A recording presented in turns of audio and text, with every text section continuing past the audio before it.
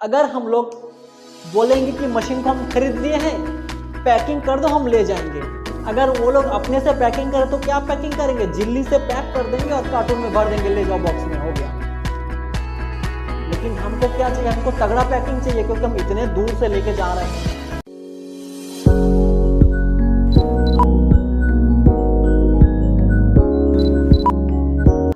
Hello students, तो चलिए आज हम फिर से देखेंगे कर निर्धारण मूल्य की गणना PPP 7 नंबर क्वेश्चन 1 से लेकर के 6 तक अपलोड हो चुका है। आप उसको देखिए, कुछ समझ नहीं है तो जरूर पूछिए उसमें। और आज हम 7 नंबर क्वेश्चन देखेंगे indirect tax with GST subject का।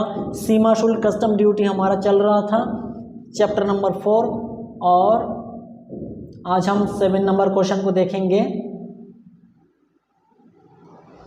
7 नंबर क्वेश्चन देखेंगे और थर्ड ईयर के लिए लाइव क्लास रात्रि 9 बजे से लेकर के 11 बजे तक चलेगी। किसी को ज्वाइन करना है कमेंट करो, 10 लोगों का कमेंट आएगा फिर स्टार्ट होगा, वरना नहीं होगा। ठीक है, चलिए हम देखते हैं इसका 7 नंबर क्वेश्चन में क्या दिया गया है। टी लिमिटेड ने LMP कॉरपोरेशन USA से हवाई जहाज से कुछ वस्तुएं आयात की है। देखो यहाँ पे मसला क्या है क्वेश्चन में क्या दिया गया है कि अपना जो भारत का जो भी यहाँ पे मंगा रहा है कौन, टी लिमिटेड कहाँ से मंगा रहा है, अमेरिका से। ठीक है, कहाँ से, अमेरिका से, USA से मंगा रहा है। क्या मंगा रहा है, हवाई जहाज से कुछ वस्तु मंगा रहा है। कौन सा वस्तु, जो भी वस्तु मंगा रहा है टी लिमिटेड, वो हवाई जहाज से कुछ वस्तु मंगा रहा है। अब यहाँ पे क्वेश्चन पढ़ के आपको समझ आना चाहिए हवाई जहाज का मामला है, इसका मतलब क्या है। यहाँ पे कुछ ना कुछ तो झोल जरूर है। यहाँ पे हवाई जहाज का बात आ रहा है, इसका मतलब हमें हवाई जहाज का जो भाड़ा है वो क्वेश्चन में अगर दिया है तो हम उसको डायरेक्ट नहीं लिख सकते, हमें FOB का 20% काटना पड़ेगा और जो भाड़ा दिया है दोनों को कंपेयर करना पड़ेगा कि कौन सा कम है, उसको लिखना पड़ेगा। हवाई जहाज का भाड़ा कितना दिया है, यहाँ पे $2000 चुकाया, तो $2000 को इंडियन करेंसी में चेंज करके रखेंगे और FOB का 20% काटेंगे। फिर दोनों में कंपेयर करेंगे कौन सा यहाँ पे कम होता है। जो कम होगा दोनों में से उसको हम कहाँ लिखेंगे, भाड़ा में लिखेंगे, परिवहन लागत में लिखेंगे, निम्न व्यय के अंतर्गत। ये आपको प्रूफ दिखेगा जब बोर्ड में बताएंगे तब। ठीक है, अब ये क्वेश्चन में क्या दिया है थोड़ा पढ़ लेते हैं। सीमा शुल्क अधिनियम के अंतर्गत कर निर्धारण मूल्य ज्ञात कीजिए। हमें टी लिमिटेड की कर निर्धारण मूल्य ज्ञात करने बोला है कि वो कितने राशि पर सीमा में सीमा शुल्क पटाएगा, हमें उस कर योग्य मूल्य को गणना करना है, कर निर्धारण मूल्य की गणना करना है। तो उसके लिए लागत भाड़ा मुक्त मूल्य यानी कि CIF, कॉस्ट इंश्योरेंस और फ्रेट यानी कि तीनों को मिला के, ठीक है, CIF कितना दिया गया है, $6000 दिया गया है। और इस $6000 में क्या क्या शामिल है, भाड़ा चुकाया $2000 जो उसी में जुड़ा हुआ है, क्योंकि क्या बोला, लागत भाड़ा बीमा मुक्त मूल्य, लागत भाड़ा बीमा तीनों चीज एक लाइन से दिया है। तो जो $6000 दिया है उस लागत के अंतर्गत भाड़ा कितना चुकाया, $2000 जो उसी में शामिल है, बीमा प्रीमियम $700 जो उसी में शामिल है, तो 2000 और 700 बीमा प्रीमियम और भाड़ा दोनों को हम $6000 से माइनस करेंगे, अलग कर देंगे, तो बचेगा $3300, वो हमारा बीजक मूल्य होगा। तो बीजक मूल्य को हम कैसे निकालेंगे, $6000 जो CIF दिया है उसमें से भाड़ा और बीमा अलग कर देंगे, क्योंकि लागत भाड़ा बीमा तीनों एक साथ मिक्स है, तो उसमें से हम तीनों को अलग कर देंगे। तो जो $6000 दिया है वहाँ पे उसमें से भाड़ा को और बीमा को हम अलग कर देंगे, तो हमारा बीजक मूल्य निकल के आएगा $3300। उसको हम इंडियन करेंसी में चेंज करके हम डायरेक्ट लिख सकते हैं या लिखेंगे। ठीक है, जब बोर्ड में बताएंगे आपको पूरा सब कुछ सामने दिखेगा, प्रूफ दिखेगा कैसे क्या करना है क्या नहीं करना है, क्या प्रोसेस है। क्वेश्चन को यह हो गया, क्वेश्चन में क्वेश्चन बस यहाँ पे समझने का है, कुछ नहीं है इसमें। अब इसके अलावा में क्या इंफॉर्मेशन दिया है, और बैंक ने $1 के लिए 76 रुपये विनिमय दर से भुगतान वसूल किया, यानी कि बैंक विनिमय दर कितना बोल रहा है, 76 रुपये, जबकि बोर्ड ने विनिमय दर कितना घोषित किया है, 75.5 रुपये। विनिमय दर 75.5 कौन घोषित किया है, विनिमय बोर्ड। तो जो बोर्ड घोषित करता है हमें उसी को लेना है, कोई बैंक का बात नहीं सुनना है, कोई मार्केट का बात नहीं सुनना है, कौन क्या कहा कौन नहीं कहा, हमें उसका कुछ नहीं सुनना है। जो विनिमय बोर्ड, केंद्रीय सीमा शुल्क बोर्ड जो बोर्ड घोषित करेगा हमें वही लेना है। तो पे 75.5, $1 बराबर 75.5 रुपये के हिसाब से लेके हमें चलना पड़ेगा। तो ये क्वेश्चन था, इसमें ज़्यादा कुछ नहीं है। CIF दिया है, भाड़ा दिया है, बीमा भी दिया है, जो उसके अंदर शामिल है तो उसको घटा के बीजक मूल्य निकाल लेंगे और आगे का प्रोसेस हम करते जाएंगे। तो कैसे करना है कैसे नहीं करना, चलिए बोर्ड में और देखते हैं उसको, सारे क्वेश्चन को फुल टू फुल एक एक चीज प्रोसेस करते हुए आपको समझाते हैं, और साथ में वर्किंग नोट हेडलाइन तो रहेगा ही, ठीक है। चलिए फिर चलते हैं बोर्ड में और आपको दिखाते हैं इसका सॉल्यूशन किस तरीके से बनेगा। ओके, तो चलिए आज हम देखेंगे 7 number question 777 indirect tax with GST. सीमा शुल्क की गणना चल रहा था हमारा, चौथा नंबर क्वेश्चन, पांचवा छठवा सब हो गए, आज 7वां नंबर चलेगा 777। और ये हमारा सीमा शुल्क की गणना करने के लिए जो हमें कर निर्धारण मूल्य की जरूरत पड़ता है उसी को इसमें निकालना पड़ेगा। इसका अगला क्वेश्चन जो था उसमें भी अपने को सीमा शुल्क की गणना करने के लिए जो कर निर्धारण मूल्य की जरूरत पड़ता है उसी को निकालना पड़ेगा। इसके बाद जो 8 नंबर 9 नंबर क्वेश्चन आएगा वो भी इसी से रिलेटेड रहेगा और वो आप लोग के होमवर्क के लिए रहेगा। उसके बाद जो 10 नंबर क्वेश्चन है वहां से हमारा सीमा शुल्क का मेन गणना स्टार्ट है। तो सीमा शुल्क की गणना जो हमारा स्टार्ट होगा वो 10 नंबर क्वेश्चन से स्टार्ट होगा। तो अगला क्लास हम वही से 10 नंबर से बनाना स्टार्ट करेंगे और जो अपना 8 और 9 नंबर है PPP8 PPP9 वो आप लोग के लिए रहेगा। आप लोग बनाओगे उसके आंसर सेंड करोगे। और इसके बाद अभी हम देखेंगे PPP7 नंबर। और हाँ, जो थर्ड ईयर है उनके लिए रात 9 बजे लाइव क्लास स्टार्ट होगा। आपको लाइव क्लास ज्वाइन करना है तो कमेंट करो, 10 लोगों का कमेंट आएगा उसके बाद से स्टार्ट हो जाएगा। थर्ड ईयर का क्लास 2 घंटे का क्लास रहेगा 9 से 11 तक का। अब 7 नंबर क्वेश्चन में यहाँ पे मसला क्या है। 7 नंबर क्वेश्चन देखने में बहुत आसान है, छोटा सा क्वेश्चन है, पर इस क्वेश्चन के अंदर एक मसला है, वो है हवाई जहाज। यहाँ पे जो माल मंगाया है हवाई जहाज से मंगाया है, और हवाई जहाज से मंगाने पर क्या होता है, जो हवाई जहाज का भाड़ा होता है वो हमें FOB का 20% काट के चेक करना पड़ता है कि ज्यादा है कि कम है।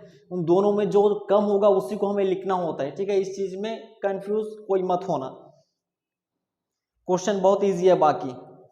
और यहाँ पे देखो लागत भाड़ा बीमा मुक्त मूल्य, ठीक है, लागत भाड़ा बीमा मुक्त मूल्य दिया CIF जो अमाउंट है वो $6000 दिया है। और ये क्या किया है, टी लिमिटेड ने LMP कॉर्पोरेशन USA से हवाई जहाज से कुछ वस्तुएं आयात की है। यानी कि ये टी लिमिटेड कंपनी जो है कि हवाई जहाज से आयात किया, अमेरिका से कुछ माल मंगाया है और इसका कितना रुपए में खरीदा, इसका बीजक मूल्य क्या है, उसके बाद उसमें कितना दलाली commission, license, royalty, packing, design, विकास व्यय, ये जितना सारा खर्चा है सब जोड़ जाड़ के मतलब देखो इसमें 3 लागत को जोड़ के सबसे पहले CF का मूल्य आपको दिया है। जैसे CIF मूल्य हमारा लागत भाड़ा बीमा, ठीक है, लागत और भाड़ा और बीमा ये तीनों खर्चे को एक साथ जोड़ के CIF अमाउंट यहाँ पे दिया है $6000 दिया है यहाँ पे।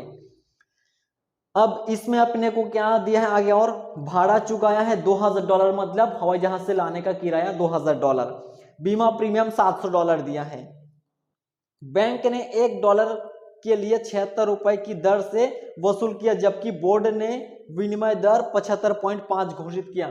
तो बैंक कितना किया हमें उससे कोई मतलब नहीं है, विनिमय बोर्ड जितना घोषित करेगा हमें उसी को लेके चलना है, 75.5 रुपए।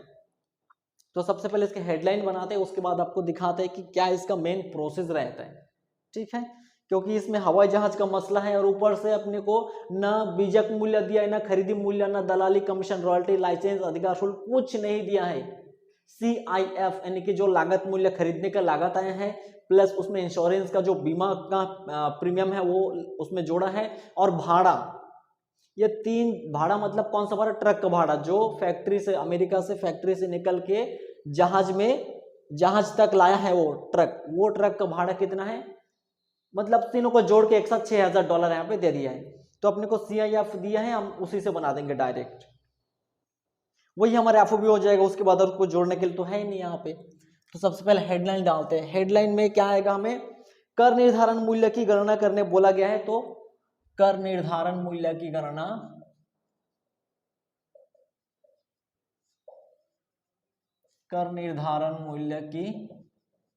गणना इसका फॉर्मेट इस तरीके से रहता है।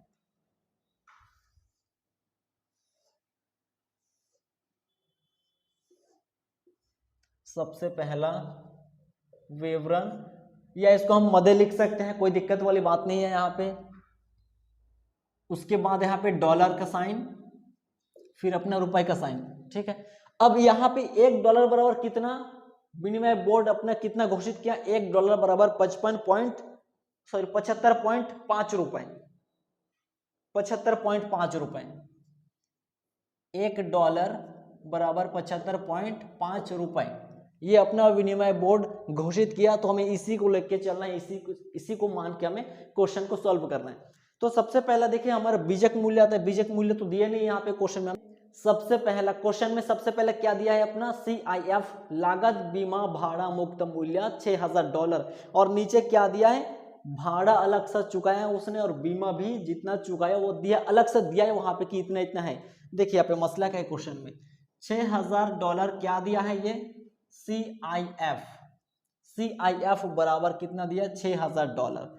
अब इसमें से इसके CIF का मतलब होता है कॉस्ट हो जाएगा, इंश्योरेंस होगा, फ्रेट हो गया, इन सब का मिला के $6000 दिया है।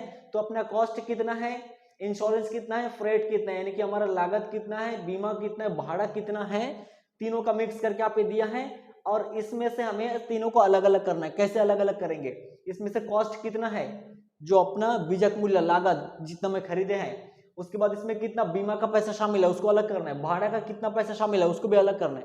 कैसे अलग करेंगे, उसके लिए अपने को रास्ता दिया है क्वेश्चन में। क्वेश्चन में रास्ता क्या दिया है, भाड़ा चुकाया है $2000 अलग से दिया है यहाँ पे, तो भाड़ा कौन सा हो जाएगा, फ्रेट। तो यहाँ पे F माइनस कर दो, जो भाड़ा हो गया ये भाड़ा कितना है $2000, कितना बच गया ये $4000 बच गया है। अब क्या माइनस करना है, इंश्योरेंस, जो अपना आई हो गया, इंश्योरेंस अपना बीमा, बीमा को माइनस करना है। बीमा कितना, बीमा प्रीमियम $700, वो भी क्वेश्चन में दिया है $700। 4000 में 700 माइनस करो तो 3300 दिख रहा है यहाँ पे। तो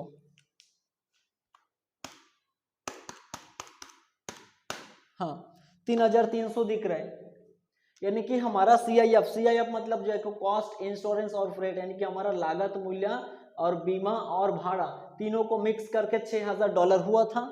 अब $6000 हुआ था, उसमें क्या क्या जुड़ा था, लागत मूल्य यानी कि कितने में खरीदा वो जुड़ा था, और उसके बाद बीमा प्रीमियम जुड़ा था, और क्या जुड़ा था, अपना भाड़ा जुड़ा था। तीनों चीज जुड़ा था, तीनों को अलग करना है। तीनों को अलग कैसे करेंगे, अगर क्वेश्चन, एक क्वेश्चन पिछले भी ऐसा आ चुका था जिसमें भाड़ा और बीमा अलग से क्वेश्चन में नहीं दिया था, तो हम उसको अलग नहीं कर पाए थे, लेकिन यहाँ पे दिया है तो करेंगे और अलग अलग करके सब निकाल देंगे। यहाँ पे लागत मूल्य, अब देखो ये जो $6000 है इसमें सब कुछ मिक्स है, इसमें से अलग करना पड़ेगा।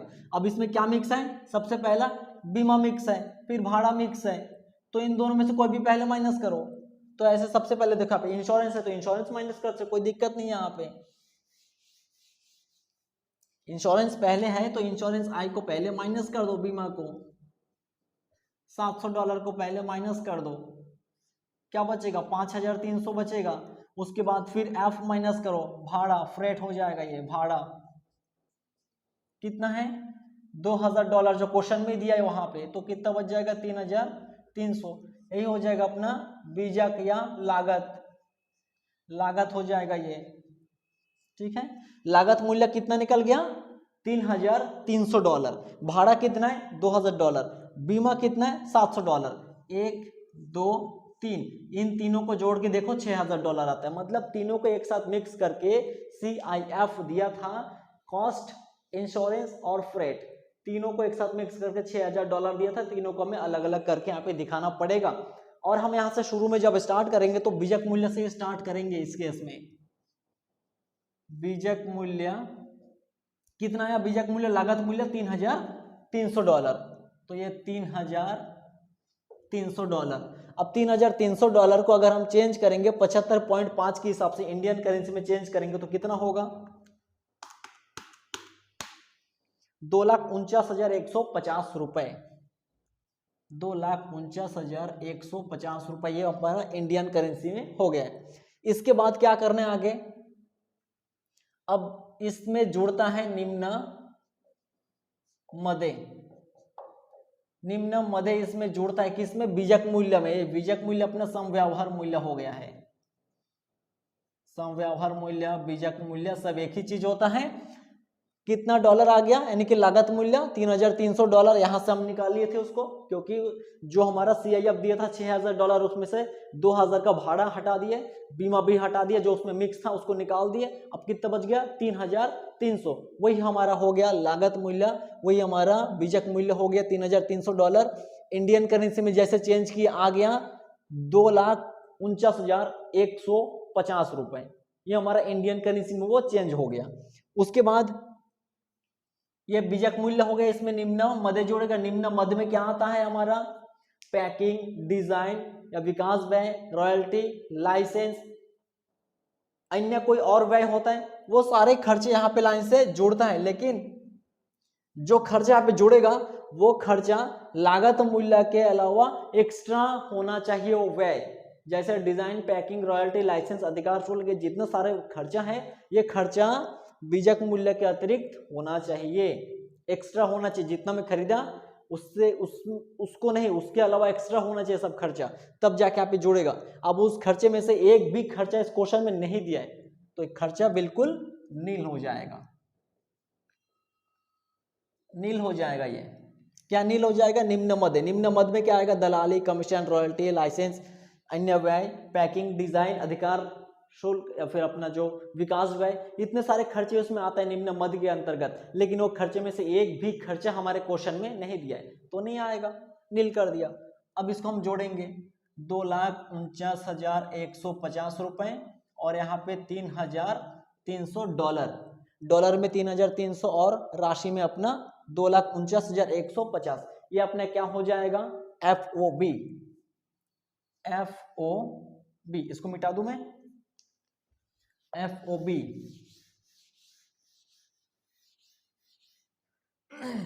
FOB का फुल फॉर्म क्या होता है, फ्री ऑन बोर्ड वैल्यू, जहाज लदाई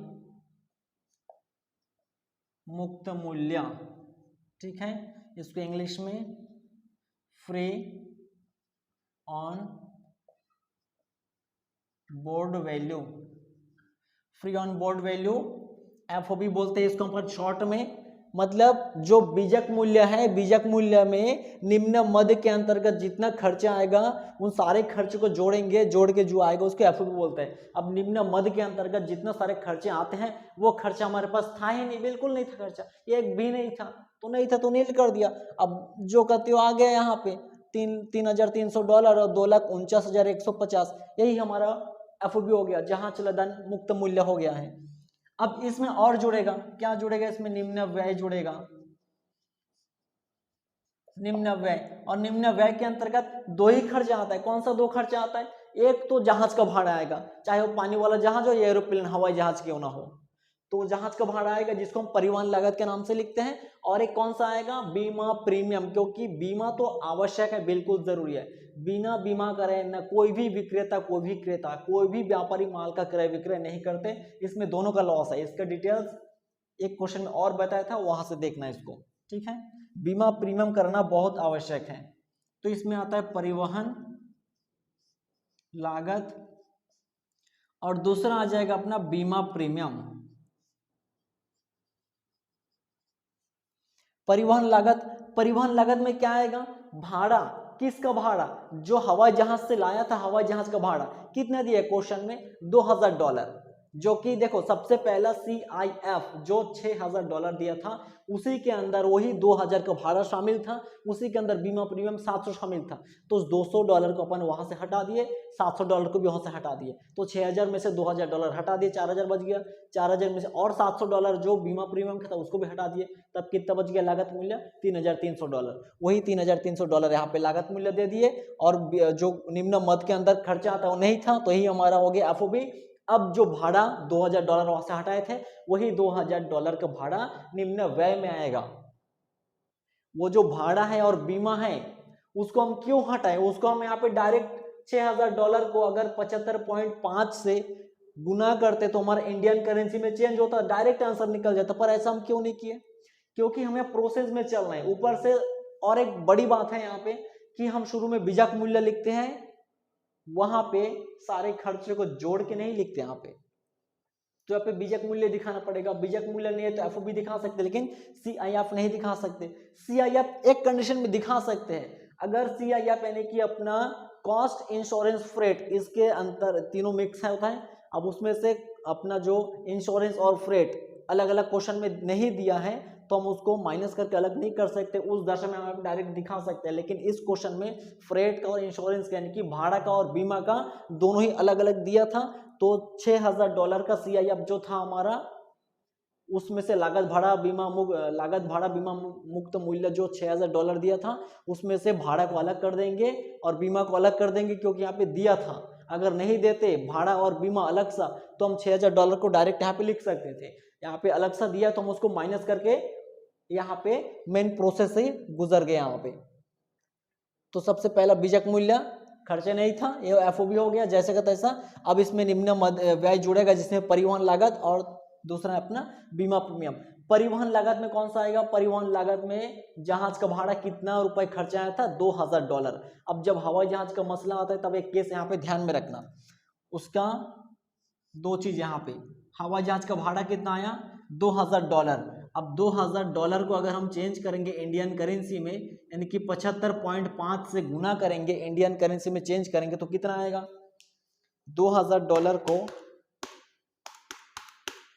75.5 से 1,51,000, 1,51,000। हम डायरेक्ट इसके भाड़ा को हम यहाँ पे डायरेक्ट नहीं लिख सकते, क्योंकि हवाई जहाज का भाड़ा है।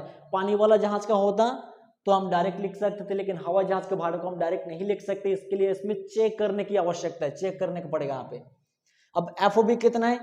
2,49,150। तो 2,49,150 यानी कि एफओबी का यहाँ पे काटना पड़ता है 20%। एफओबी का 20% के बराबर 20% लिख दो यहाँ पे। एफओबी आया था 2,49,150 का 20%,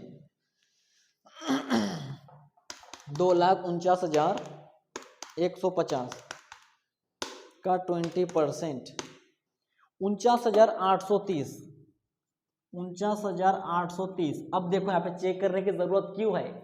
चेक करने की जरूरत क्यों है? देखो यहाँ पे परिवहन लागत यानी कि जहाज का भाड़ा कितना होता है? $2000। $2000 को हम अपने इंडियन करेंसी में चेंज किए तो कितना आया? 1,51,000 रुपए आ गया है। लेकिन हम एफओबी का 20% से चेक किए तो एफओबी आया था 2,49,150। 2,49,150 का हम क्या किए? 20% लगा दिए, आया 49,830। दिख रहा नहीं अंतर यहाँ पे?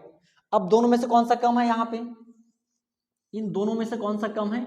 ये वाला सबसे कम है। तो दोनों में से जो कम होगा उसी को यहाँ पे भाड़ा में लिखा जाएगा, ये नियम है। ये जहाज हवाई जहाज का भाड़ा जितना दिया है उसको इंडियन करेंसी में चेंज करो, और एफओबी का जो एफओबी हम यहाँ पे लाए उसका 20%, दोनों में से कौन सा कम है उसी को यहाँ पे लिखना पड़ेगा। हम डायरेक्ट यहाँ पे नहीं लिख सकते क्योंकि हवाई जहाज है। हवाई जहाज के केस में एनी टाइम ऐसा चेक करके लिखना पड़ेगा, जो दोनों में से कम होगा उसी को लिखना है यहाँ पे। ठीक है। अब दोनों में से कौन सा कम है? यहाँ पे 49,830 रुपए।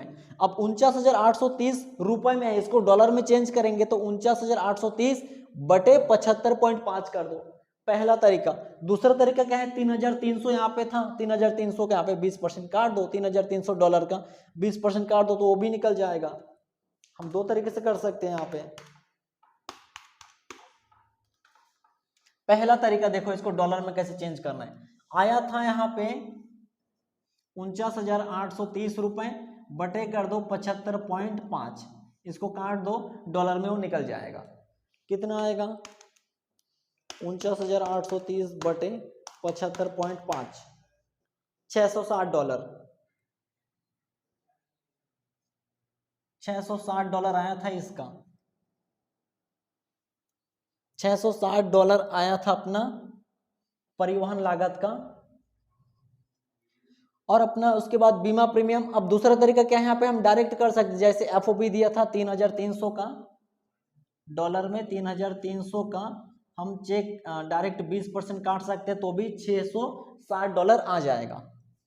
हम इस तरीके से भी चेक कर सकते हैं। दूसरा तरीका क्या है? यहाँ पे जो 3,000 देखो, एफओबी का हम 20% काटे थे तो राशि का 2,49,150 का 20% इतना आया था, तो $3,300 का भी 20% काटेंगे, $660 में आ जाएगा।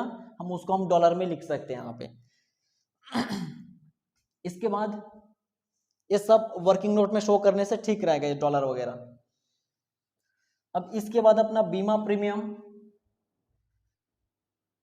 इसके बाद अपना बीमा प्रीमियम कितना डॉलर दिया था, अगर क्वेश्चन में दिया है तो हम लिखेंगे, अगर क्वेश्चन में नहीं दिया है तो उसी एफओबी का, जो एफओबी आया था इसमें, उसी एफओबी का 1.125% काट के लिखेंगे, पर लिखना ही पड़ेगा ये, बीमा इतना ज्यादा जरूरी है। बीमा प्रीमियम दिया $700, बीमा प्रीमियम $700 दिया था तो हम उसको इंडियन करेंसी में चेंज करके डायरेक्ट लिख देंगे, इसमें कोई दिक्कत वाली बात नहीं है। बीमा प्रीमियम यहाँ पे आया था $700। अब $700 को हम इंडियन करेंसी इनकी 75.5 से गुना कर देंगे तो निकल जाएगा $700 75.5 रुपए, 52,850 रुपए, 52,850 रुपए ये हमारा इंडियन करेंसी में चेंज हो गया। ठीक है, तो ये अपना सॉल्यूशन कंप्लीट हो गया। इसमें देखो किसी को कोई दिक्कत है, कंफ्यूजन लग रहा है तो कुछ पूछो कोई यहाँ पे पॉइंट में।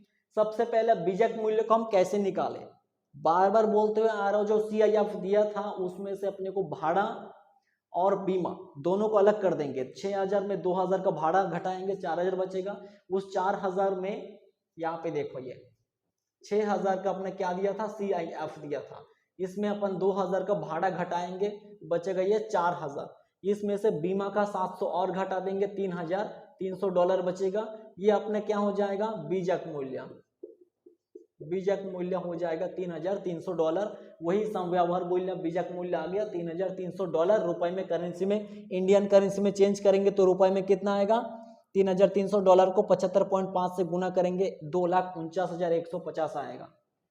फिर निम्न मद में कोई खर्चा नहीं था तो नील कर दिया, जोड़ के आया इतना रुपए। उसके बाद इसमें निम्न व्यय जोड़ दिया, परिवहन लागत और बीमा प्रीमियम दोनों को यहाँ पे जोड़ के कितना आ गया। अब इसको जोड़ेंगे तो आंसर इसका आ जाएगा। इसको जोड़ो अभी सब, 2,49,150 रुपए, 49,830 और 52,850, 3,51,830 रुपए, 3,51,830 रुपए। ये अपना हो गया इंडियन करेंसी में अपना टोटल कर निर्धारण मूल्य। कर निर्धारण मूल्य 3,51,830 आ गया। अब डॉलर में देखेंगे तो $3,300, $660 और $700, टोटल $4,660, $4,660 में आ गया। और इंडियन करेंसी रुपीज में आ गया 3,51,830।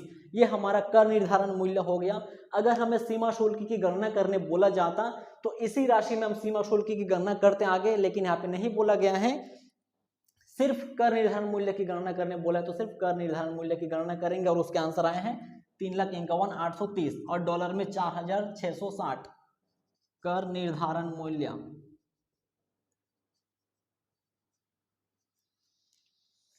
ठीक है, हो गया।